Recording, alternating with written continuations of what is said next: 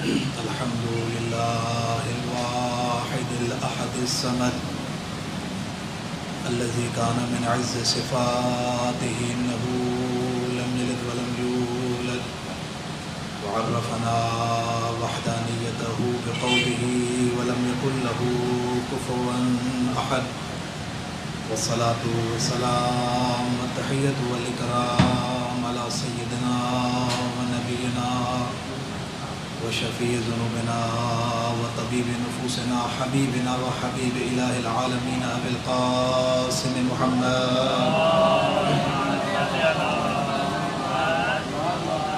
وعلى آله الطيبين الطاهرين المعصومين المنتجبين الذين قال الله تبارك وتعالى في شأن عصمتهم وطهارتهم في القرآن إنما يريد الله ليذهب عنكم الرجس أهل البيت ويطهركم تطهيرا.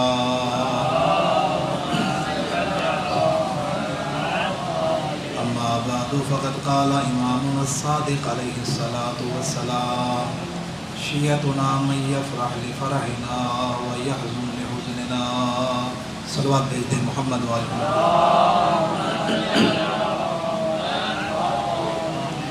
عزیزان محترم، سب سے پہلے تو آپ حضرات کی خدمت میں جناب حضرت بی بی فاطمہ معصومہ سلام اللہ علیہا کی ولادت باسعادت کی مبارکباد عرض خدمت ہے.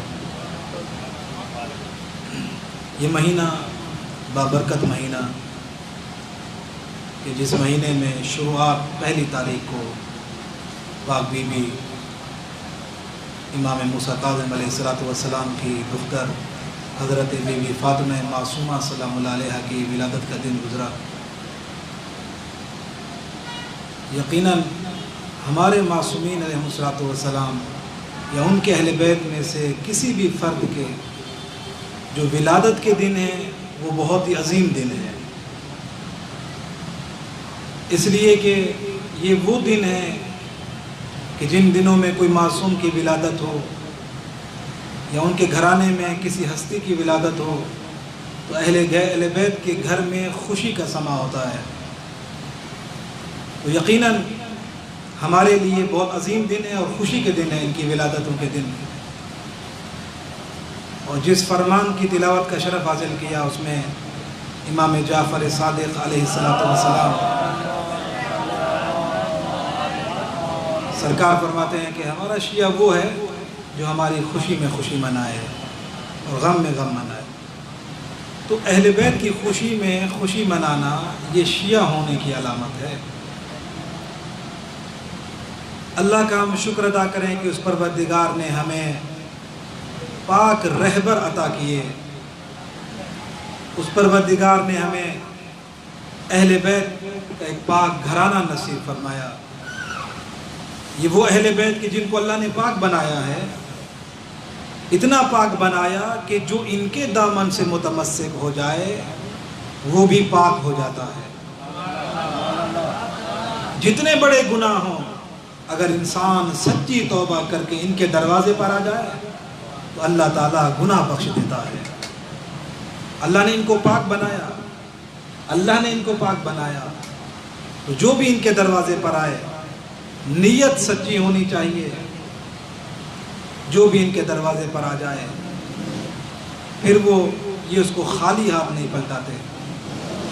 عزیزان گرامی، جس بی بی کی ولادت باسعادت کی مناسبت سے یہ جشن کا انعقاد کیا گیا، سب سے پہلے تو میں انتظامیہ ان برادران کے جنہوں نے یہ انتظام کیا ان کے لیے دعا گوں کہ اللہ ان کی توفیقات خیر میں اضافہ فرمائے اور پاک اہل بیت ان کی یہ کوشش اپنی بارگاہ میں قبول فرمائے.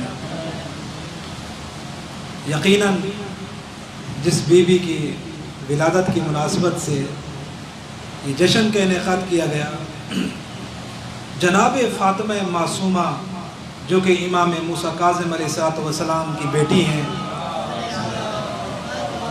اور امام علی رضا علیہ السلام کی بہن ہے، سگی بہن ہے امام علی رضا علیہ السلام کی. والد کا نام امام موسیٰ کاظم علیہ السلام اور والدہ کا نام بی بی نجمہ خاتون. امام رضا علیہ السلام کی سگی بہن ہے اور اتنی عظمت والی بی بی کہ امام جعفر صادق علیہ السلام یہ ارشاد فرماتے ہیں، امام فرماتے ہیں کہ اللہ نے جناب فاطمہ معصومہ کو وہ عظمت عطا کی ہے، وہ عظمت عطا کی کہ معصوم فرماتے ہیں کہ اگر یہ بی بی تمام شیعوں کی شفاعت کریں تو اللہ ان کی شفاعت قبول کرے گا. یعنی بی بی معصومہ قوم تمام شیعوں کی شفاعت کر دیں تو اللہ تعالیٰ وہ شفاعت قبول کرے گا ان کی. اور امام تقی علیہ السلام کا یہ ارشاد ہے، امام فرماتے ہیں جس نے بی بی معصومہ قم کی زیارت کی اللہ اس پر جنت واجب کر دیتا. بہت عظیم بی بی ہیں جو زیارت کر کے ان کو بہت بہت مبارک، جو نہیں جا سکے اللہ ان کو زیارت نصیب فرمائے. اتنا عظیم شہر قم کہ جب بی بی اس شہر میں آئیں تو معصومین کے ارشادات موجود ہیں. قم کے بارے میں تو ویسے بھی روایات موجود ہیں. معصوم فرماتے ہیں کہ اللہ کا حرم مکہ ہے، اللہ کا حرم، اللہ کا گھر مکہ ہے. فرمایا رسول اللہ کا حرم مدینہ ہے. معصوم فرماتے ہیں مولا علی کا حرم کوفہ ہے، یعنی نجف کوفہ. فرمایا مولا علی کا حرم کوفہ ہے. اب پھر حدیث کو دوبارہ سنیے کیا فرمایا. فرمایا اللہ کا حرم مکہ ہے، رسول اللہ کا حرم مدینہ ہے، مولا علی کا حرم کوفہ ہے، اور معصوم فرماتے ہیں ہم تمام معصومین کا حرم قم ہے. تمام معصومین کا حرم قم. یعنی کتنی عظمت ہے اس بی بی کی کہ جن کے بارے میں معصوم یہ فرماتے ہیں کہ ہمارا حرم وہی قم ہے، تمام معصومین کا حرم قم ہے. اور صرف اتنا نہیں، معصوم فرماتے ہیں جنت کے 8 دروازے ہیں، جنت کے 8 دروازے ہیں. فرمایا 3 دروازے قم شہر کی طرف کھلتے ہیں. اللہ، یعنی 3 دروازے جنت کے قم کی طرف کھلتے ہیں. کتنا عظیم شہر ہے وہ کہ جس شہر میں وہ شہر عظیم بنا تو اس بی بی کی وجہ سے بنا ہے. یعنی آپ دیکھیں کہ کوئی بندہ اگر قم شہر میں رہتا ہے کتنا عظیم شہر ہے، وہ کتنا بابرکت شہر ہے. یہ قم کتنا بابرکت ہے کہ جہاں خدا کی جنت کے 3 دروازے کھلتے ہیں. بہت عظیم ہے. اللہ تعالیٰ نصیب فرمائے زیارت. تو عزیزان گرامی، یہ ساری عظمت اس بی بی کی وجہ سے ہے. کہتے ہیں اتنی پہنچی ہوئی بی بی اور اتنی معرفت، اتنا علم تھا کہ ایک مرتبہ امام موسیٰ کاظم علیہ السلام سفر پر جا رہے تھے. امام سفر پر جا رہے تھے تو کچھ لوگ سوال کرنے کے لیے آئے امام سے. تو امام سفر پر جا رہے تھے تو راوی کہتا ہے کہ امام نے ان سوال کرنے والوں کو، امام تو سفر پر جا رہے تھے تو امام نے ان کو اپنی بیٹی فاطمہ معصومہ کے حوالے کیا کہ کوئی سوال ہو تو میری بیٹی فاطمہ سے پوچھ لو. کہتے ہیں اس وقت بی بی کی عمر بہت کم تھی. اللہ، اتنا علم تھا بی بی کے پاس کہ امام کو بھی اتنا یقین تھا کہ جو سوال امام سے کرنے آئے ہیں، اللہ، جو سوال لوگ امام وقت سے کرنے آئے، امام معصوم سے کرنے آئے ہیں، ان سوالوں کے لیے امام موسیٰ کاظم نے فرمایا کہ میری بیٹی فاطمہ سے پوچھ لو. اللہ، اتنا علم پا بی بی کا. اور بی بی جب سفر کے لیے نکلی نا مدینے سے، سفر کہاں کا تھا؟ خراسان آنا چاہتی تھی، مشہد. امام رضا علیہ السلام بھائی تھے تو امام کی زیارت کے لیے اپنے بھائی سے ملنے کے لیے آ رہی تھی اور کامل معرفت کے ساتھ. اسی لیے علماء کہتے ہیں کہ بی بی کی معرفت بہت بلند تھی. وہ اپنے گھر سے نکلی تو امام وقت اپنے بھائی امام رضا کو صرف اس نیت سے نہیں کہ وہ میرے صرف بھائی ہیں سگے، نہیں، بلکہ امام وقت اپنا امام سمجھتے ہوئے زیارت کے لیے بی بی گھر سے آئی. اور سفر میں بہت مشکلات ہوئیں تو اللہ تعالیٰ نے ان کو یہ عظمت دی. یہ ان کی معرفت ہے. بعض علماء نے لکھا کہ پاک بی بی کو اتنی عظمت ملی، اور بھی تو بی بی کی بہنیں تھیں، لیکن جناب معصومہ قم کو اتنی اہمیت اور اتنی اللہ نے فضیلت کیوں دی؟ کہا اس لیے کہ ان کو امام رضا کی سب سے زیادہ معرفت پاک بی بی معصومہ قم کو تھی. یعنی بی بی کو امام رضا کی سب سے زیادہ معرفت تھی. اور اسی وجہ سے علماء کہتے ہیں اللہ نے اس بی بی کو بہت بڑا مقام اور مرتبہ عطا کیا، اس لیے کہ اپنے وقت کے امام کو پہچانتی تھی. تو یہ آپ کے اور ہمارے لیے بھی ایک لمحہ فخریہ ہے کہ اپنے امام کی معرفت کتنی اہم ہے۔ بی بی معصومہ قم نے سفر کی تکلیفیں برداشت کی۔ ایک خاتون ہو کے سفر کتنا مشکل ہوگا۔ آج کے زمانے میں تو سفر اتنا مشکل نہیں ہے، لیکن پہلے زمانے میں آپ دیکھیں مدینے سے سفر کر کے آنا خراسان تک کتنی مشکلات، تاریخ بھری پڑی ہے، مشکلات آئیں، لیکن کیا ہے کہ اپنے وقت کے امام کی زیارت کے لیے معرفت رکھتے ہوئے پاک بی بی گھر سے آئیں۔ تو یہی ہے کہ جس انسان کی معرفت جتنی بڑھتی چلی جائے گی، اپنے وقت کے امام کو جتنا انسان پہچانتا چلا جائے گا، اتنی انسان کی عظمت بڑھتی چلی جائے گی، اتنا امام کا مرتبہ بڑھتا چلا جائے گا۔ آپ کو اور ہمیں بھی اس زمانہ غیبت میں اپنے امام کی معرفت حاصل کرنا ہے۔ کامیاب وہی ہے جس نے اپنے امام کو پہچان لیا۔ جاننا کافی نہیں ہے۔ میں کئی مرتبہ یہاں عرض کر چکا ہوں درسوں میں بھی کہ صرف اور صرف جاننا کافی نہیں ہے، امام کو پہچاننا ضروری ہے۔ اب دیکھیں معصومین کی زیارات میں بھی، معصومہ قم کی زیارت میں بھی جملے موجود ہیں کہ معصوم نے عارفاً بحقہا، جو اس بی بی کے حق کو پہچانتے ہوئے، عظمت کو پہچانتے ہوئے، اس بی بی کے مقام کو پہچانتے ہوئے جو زیارت کرے گا اس پر جنت واجب ہے۔ تو شرط یہی ہے کہ ہم اپنے ائمہ کو پہچانیں، صرف ان کو جاننا کافی نہیں ہے، اپنے ائمہ کو پہچانیں کہ اللہ نے ان کو کیا عظمت دی ہے، کیا مقام عطا کیا، اللہ نے ان کی معرفت ہم پر واجب قرار دی ہے۔ یعنی ہمارے ائمہ معصومین علیہ السلام کی معرفت واجب ہے، یعنی ان کا حکم ہم پر ماننا واجب ہے، ان کی اطاعت ہم پر واجب ہے، یہ مان کے جانا چاہیے۔ اگر کوئی یہ عقیدہ نہیں رکھتا، خالی زیارت کرنے جا رہا ہے اور یہ عقیدہ نہیں رکھتا کہ ان کی اطاعت میرے اوپر واجب ہے، تو پھر زیارت کا وہ ثواب نہیں ہے، جنت واجب نہیں ہو سکتی ہے۔ پھر جنت واجب اس وقت ہوگی جب ہم ان کو اپنے لیے حجت سمجھیں، امام سمجھیں، اور یہ نیت رکھیں کہ میں جس امام کی زیارت کو جا رہا ہوں ان کی اطاعت میرے اوپر واجب ہے۔ یہ ہے اصل میں پہچان کہ ہم ان کے حق کو پہچانیں، امام کی اطاعت، جو وہ کہیں وہ ماننا ہمارے لیے واجب ہے، جو ہمارے امام ہمیں حکم دیں وہ ماننا ہمارے لیے واجب ہے۔ آج جس اہم بات کی طرف میں اشارہ کرنا چاہوں گا وہ یہی ہے کہ ہمارے امام جو بھی معصومین ہیں ان کی اطاعت ہمارے اوپر واجب ہے۔ اس زمانے غیبت میں آپ کا اور ہمارا سب سے اہم وظیفہ یہ ہے کہ جس راستے پر ہمیں ہمارے معصومین نے قائم رہنے کے لیے کہا ہم اس پر قائم رہیں۔ امام وقت نے ہمیں تنہا نہیں چھوڑا، اگر وہ ہماری آنکھوں سے غائب ہیں، ہماری آنکھیں ان کو نہیں دیکھ سکتی ہیں، ہم یہ نہ کہیں کہ امام غائب ہو گئے، پردے میں ہیں، ہماری آنکھیں ان کو نہیں دیکھ رہی ہیں، وہ تو ہر جگہ موجود ہیں۔ اس لیے شاعر نے بڑا جملہ کہا آنکھ پہ پردہ پڑا ہے وہ کہاں پردے میں ہے۔ وہ پردے میں نہیں، ہماری آنکھوں کے سامنے پردے پڑے ہوئے ہیں، وہ تو موجود ہیں ہر جگہ، ہم دل سے تو پکاریں۔ تو ہمارے ائمہ، ہمارے معصومین، وہ پہلے ہی ہمیں ایک دیکھیں، ہر امام کے، خاص طور پہ امام صادق علیہ السلام کے دور سے ہمیں اور آپ کو علماء کے حوالے کر دیا گیا۔ روایات پڑھیں، امام صادق کے دور سے اس چیز پہ زیادہ اہمیت دی گئی کہ ہمیں علماء کے حوالے کر گئے معصومین۔ ہر زمانے میں یہ ترغیب دی ہے اپنے چاہنے والوں کو کہ علماء کے ساتھ بیٹھو، ان سے دین حاصل کرو، اور خاص طور پہ جب 11ویں امام کا دور آیا تو اس میں تو وہ حدیث زیادہ مشہور ہے کہ امام نے ہمیں فقہا کے حوالے کیا، مجتہدین کے حوالے کیا۔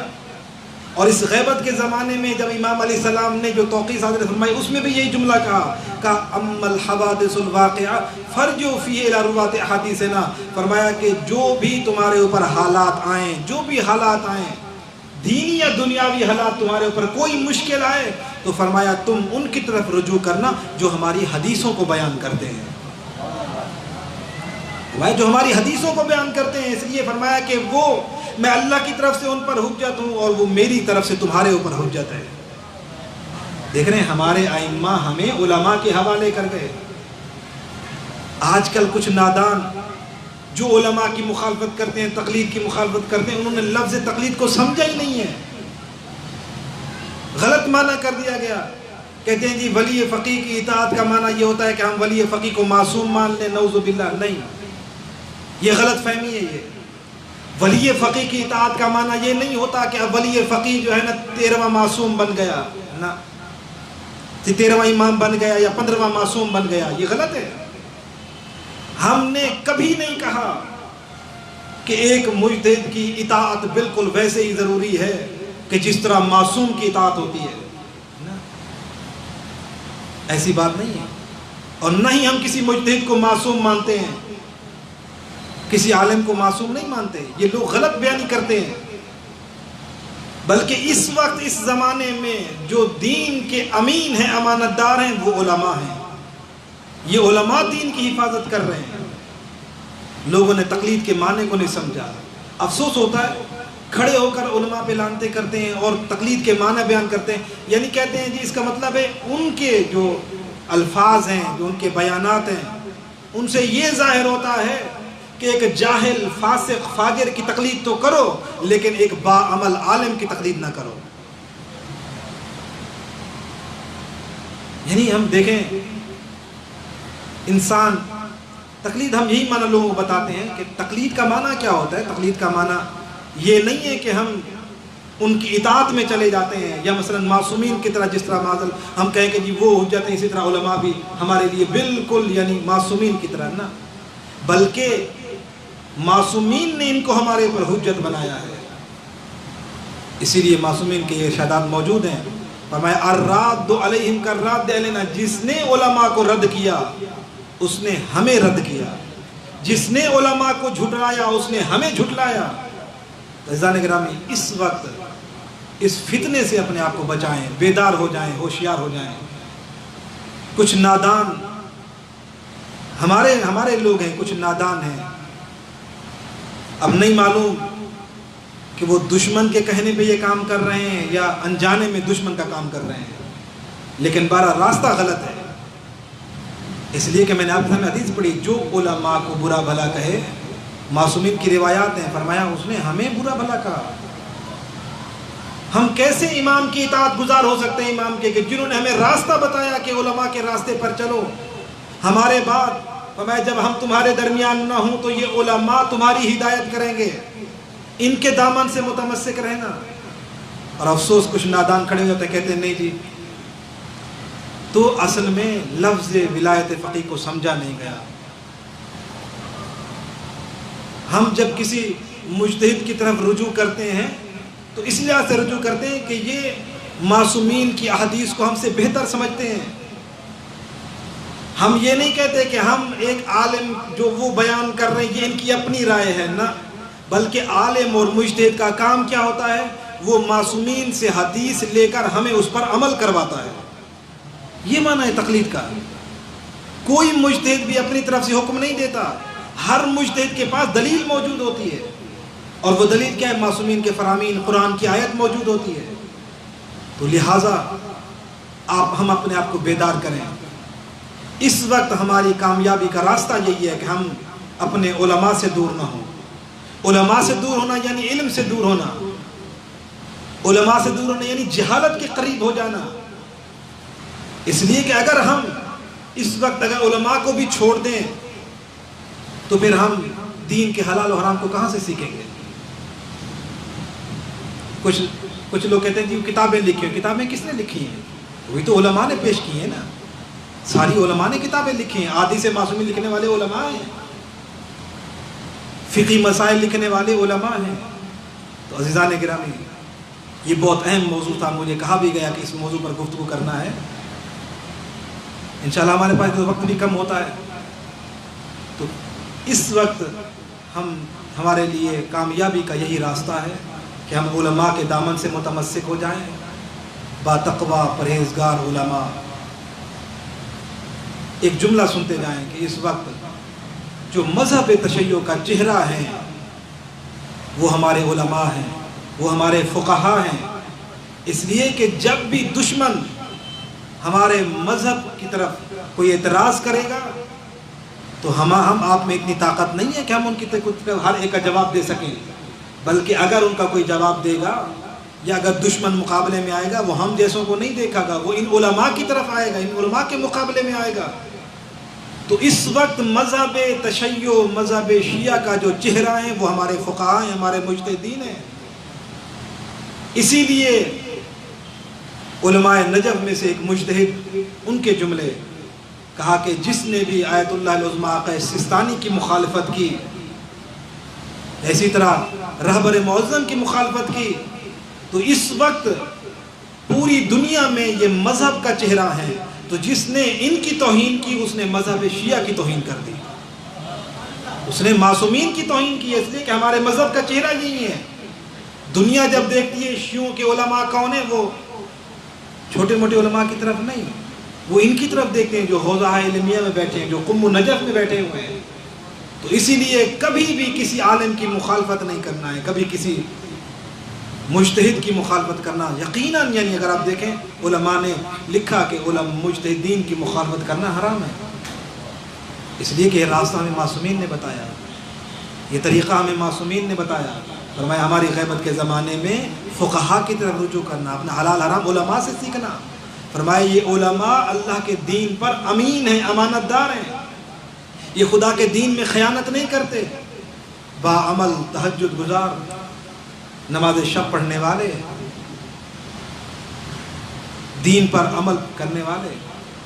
آج ایک جاہل آدمی کہ جس نے کبھی نماز بھی نہ پڑھی ہو، جس کو اپنے دین کا تعارف بھی نہ ہو، جس کو اصول اور فروع کا بھی پتہ نہ ہو، وہ کھڑے ہو کر 10 لوگوں کو اپنے ساتھ کر کے علماء پر لانتیں کرتے ہیں۔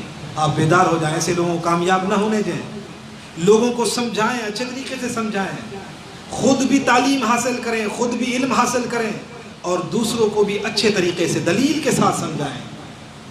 اگر کوئی بد زبانی سے پیش آتا ہے تو ہم اس کے ساتھ بد زبانی سے پیش نہ آئیں، اچھے طریقے سے پیش آئیں۔ یہ آپ اور ہمارا وظیفہ ہے۔ ہم علماء کا دامن نہ چھوڑیں، علماء کے دامن سے متمسک رہیں گے اس زمانے میں تو ہماری دنیا بھی کامیاب ہو جائے گی اور ہماری آخرت بھی کامیاب ہو جائے گی۔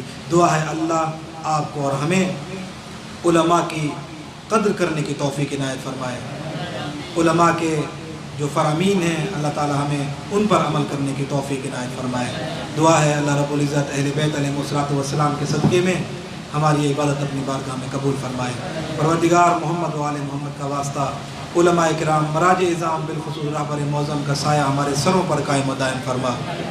پروردگار ہمیں علماء کا احترام کرنے کی توفیق عطا فرما۔ پروردگار محمد و آل محمد کا واسطہ ہمیں دین کے واجبات سیکھنے، ان پر عمل کرنے کی توفیق عطا فرما۔ پروردگار ہمیں سیرت معصومین پر عمل کرنے کی توفیق عنایت فرما۔ پروردگار محمد و آل محمد کا واسطہ جو مومنین مریض ہیں انہیں شفائے کاملہ و عاجلہ عنایت فرما، جو مومنین پریشان حال ہیں ان کی پریشانیاں دور فرما۔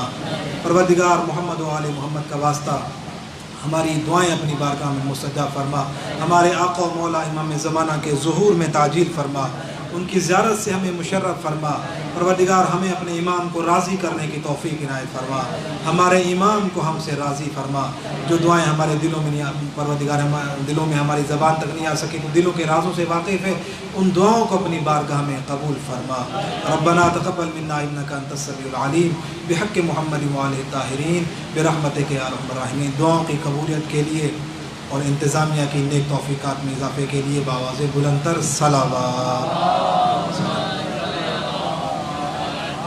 اب حضرات سے گزارش ہے کہ وہ ہم نے اس ماہ ذیقعدہ میں جو اس مہینے کے اتوار کی جو نماز ہے وہ سنتے جائیں، کیونکہ اس نماز کی بہت زیادہ فضیلت ہے۔ ماہ ذیقعدہ میں اس مہینے میں، اسلامی مہینے میں اتوار کو ایک نماز پڑھنا ہے جو 4 رکعت نماز ہے، ٹھیک ہے۔ اس کا طریقہ یہ ہے کہ 4 رکعت نماز ہے، اس سے پہلے آپ غسل کریں گے اتوار والے دن، وہ دن میں پڑھنی ہے، رات میں نہیں۔ غسل کریں گے، غسل کے بعد وضو ہے، وضو کے بعد جو ہے نا پھر 4 رکعت نماز ہے۔ ہر رکعت میں 2 کر کے پڑھنا ہے۔ ہر رکعت میں سورہ الحمد 3 مرتبہ، سورہ اخلاص 1 مرتبہ، سورہ فلق اور 1 مرتبہ سورہ والناس۔ یہ جو نماز کا طریقہ ہے 4 رکعتوں میں آپ کو ایسے ہی پڑھنا ہے۔ اس کے بعد 70 مرتبہ استغفر اللہ ربی واتوب الیہ اور ایک چھوٹی سی دعا ہے وہ آپ کو اس میں پڑھنا ہے۔ یہ ہر اتوار کو پڑھنا ہے۔ اس نماز کی بہت زیادہ فضیلت ہے اور ہم نے آج وہاں پہ ڈول پاک میں جو ہے اس نماز کو پڑھا بھی ہے، اور اس میں کافی لوگ ماشاءاللہ شریک تھے، تو ہم نے اجتماعی طریقے سے یہ عمل کروایا ہے۔ تو آپ حضرات اگر اگلے ہفتے وہاں تشریف لانا چاہیں تو 6:30 بجے کا ٹائم رکھا گیا ہے، آج بھی 6:30 بجے کا ٹائم تھا، اور انشاءاللہ اگلے اتوار کو بھی یہی ٹائم ہوگا۔ آپ حضرات سے گزارش ہے کہ اپنے گھروں سے غسل کر کے آئیں، وضو کر کے، اور انشاءاللہ 6:30 بجے آپ پہنچیں گے تو ہم انشاءاللہ وہاں پہ نماز پڑھیں گے۔ رسول خدا صلی اللہ علیہ وآلہ وسلم کا یہ ارشاد گرامی ہے، فرمائے جو یہ دعا، یہ نماز پڑھے گا، اللہ اس کی مغفرت فرما دے گا، اس کے والدین کی مغفرت فرمائے گا، اس کی اللہ توبہ قبول کرے گا، اس کے رزق میں اللہ وسعت فرمائے گا۔ فرمایا جب وہ مرے گا تو اس کی روح ملک الموت آسانی سے قبض کرے گا، اور اس کی موت کے وقت اس کی موت آسان ہوگی، اور اللہ اس کی قبر کو وسیع کر دے گا اور روشن کر دے گا۔ یہ اس نماز کے بہت زیادہ فوائد ہیں، لہذا کوشش کریں کہ اس مہینے میں آپ اس نماز سے محروم نہ رہیں۔ اللہ تعالیٰ آپ کو اور ہمیں معصومین کے ان بتائے ہوئے فرامین پر عمل کرنے کی توفیق عنایت فرمائے۔ والسلام علیکم ورحمۃ اللہ وبرکاتہ۔